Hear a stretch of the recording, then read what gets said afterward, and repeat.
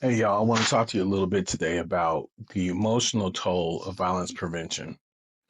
So, when you do violence prevention work, nobody prepares you for the emotional toll that this work takes on you.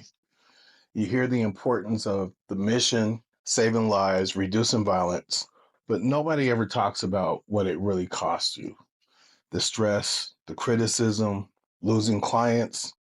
It doesn't just hurt, it can really break you. And if we're not intentional about how we handle it, we risk losing ourselves in the process.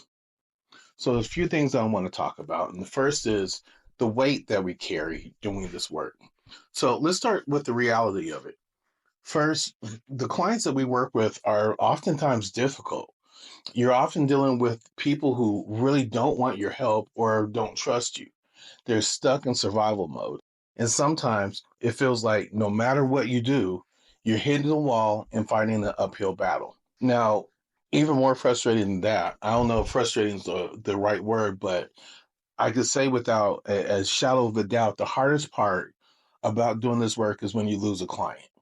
When you've built a relationship and you've poured everything you can into them and their success, and then one night you get that call that they've been arrested, injured, or killed.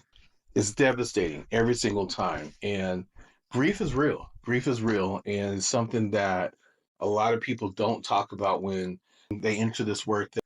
On top of the frustration of the difficult clients and the grief from sometimes losing a client, you add the media, the political agendas, and the outsiders who don't really get the work that you're doing, but still have plenty to say. People love to criticize what they don't understand or aren't even willing to do themselves. And let's be honest, the rivalries from the so called colleagues and the bureaucracy from those in leadership positions in our own field don't make this any easier. Sometimes it feels like you're fighting battles on every side: inside, outside, and the downside. But here's the most important thing you can remember: while it's true that none of this is easy, it's very necessary. Every time you keep someone alive, every time you guide someone out of danger, you're doing something that matters. This work saves lives, it heals families, and it positively impacts communities. So even if nobody claps for you, even if you don't get the recognition, what you're doing matters. And you're probably doing it because you care and want to make a difference. And I know from experience that just because you have a good heart doesn't erase the toll that the work takes on you. So, how do we manage the weight of the work and keep showing up? I'm going to share with you a few, I don't know, tips that I've learned and have helped me in these situations. Let's talk about your anchor. You have to find your why did you start doing this work? Why did you take this career path? For me, I wanted to create better opportunities for the youth who remind me of where I came from and help them make better decisions than the ones that led me to prison. When I see someone who's trying to survive the same challenges that I once went through, I see my purpose. That's what keeps me grounded. Think about your why and revisit it often. Write it down if you need to.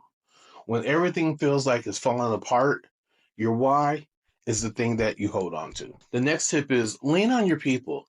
Remember, you can't do this work alone. Who's in your corner? Who understands what you're going through? Whether it's a coworker, a colleague, a mentor, or someone completely outside of this field, like a therapist or a friend, find your people. Don't be afraid to ask for help, especially when dealing with grief and loss. It's not weakness, it's actually strength. Now, the next tip, I know you hear this all the time, but you have to take care of yourself. And let's get real about it. Taking care of yourself sometimes means saying no. Setting boundaries doesn't mean that you don't care. It actually means that you care enough about yourself and those who you serve and to take time to rest and reset in order to show up fully when it matters the most. Find one thing that's just for you, whether it's working out, reading, a hobby, or spending time with your family. This work will consume you if you let it. So don't let it. Focus on what you can control. Now, this next one is going to be difficult for a lot of people in this field, but I need you to understand and believe me, you can't save everyone. Focus on the wins, no matter how small.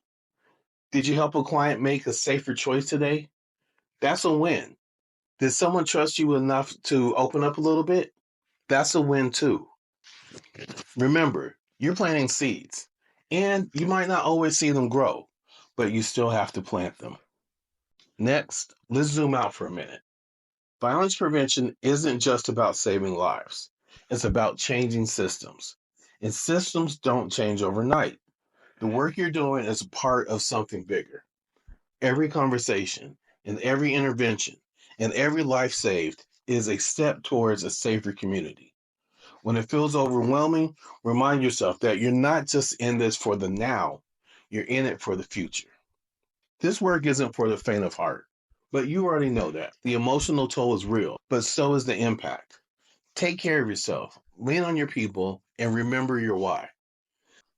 This work takes so much out of you, but you're still here and you're still showing up. Now, I admit I don't have all the answers, so I would love to hear from you. How do you stay grounded when it feels like it's just too much? Share it in the comments because you might have exactly what someone else needs to hear right now. All right, drop it in the comments and let's keep each other going. Peace.